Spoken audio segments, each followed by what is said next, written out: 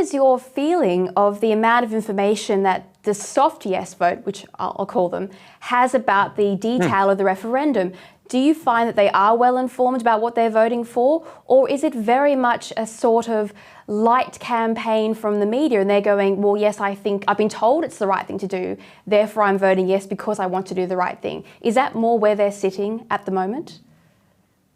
Well, I think you'd probably noticed yourself that, I mean, the first thing is that most ordinary Australians are too busy worried about interest rates, their own education or their children's education, the aged care system, the NDIS, a multiple array of issues, and that the degree of engagement with the voice is nowhere near what the proponents would have us believe. This is very much an elite project. So we are very much at the early days of ordinary Australians engaging with this. They will, because they take their democratic responsibilities seriously. They will engage. We're at the very early stages of it. And of course, one of the things that's being exploited is because of the very fleeting awareness that they have of this happening, even the way the question has been framed doesn't really go to the issue of the massive change to our constitutional structure that's being proposed.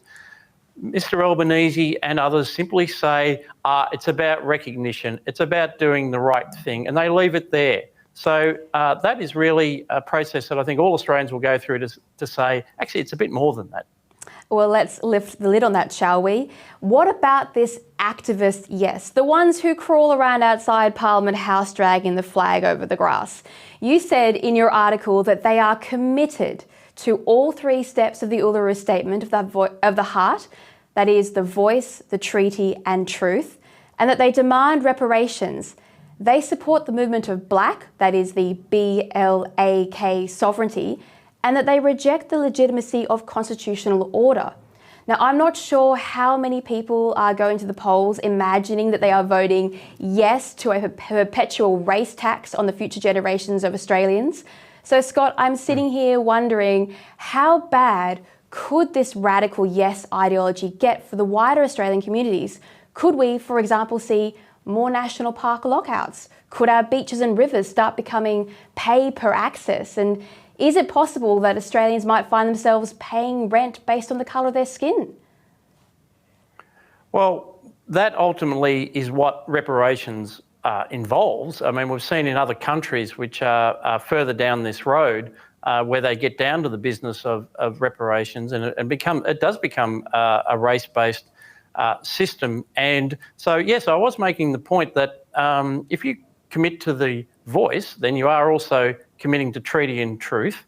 The whole deal of the Uluru Statement from the Heart, which brings into question the sovereignty, indeed the sovereign claim over the continent of Australia. And it does logically lead you to that position. The radical activists are not asking for voice, treaty and truth so that we can put an end to division, so that we can finally unite Australians and achieve reconciliation, which is perhaps the impression that the Prime Minister would leave us with, that this will achieve reconciliation.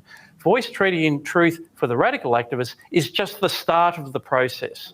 That is only then so that they can advance all these other claims. And again, that's what I want Australians to understand. Well, I think people are genuinely concerned that they could find their properties being taken off them, especially if they live in rural areas where there are more likely to be claims on their land. And they're very concerned that we're going to see national parks being closed to them, as we've seen several times here, including New South Wales, where all of a sudden your race is offensive to the land and therefore you cannot go on public land. Is this, just to be clear for those who are softly voting yes, is this a genuine possibility of the new voice referendum?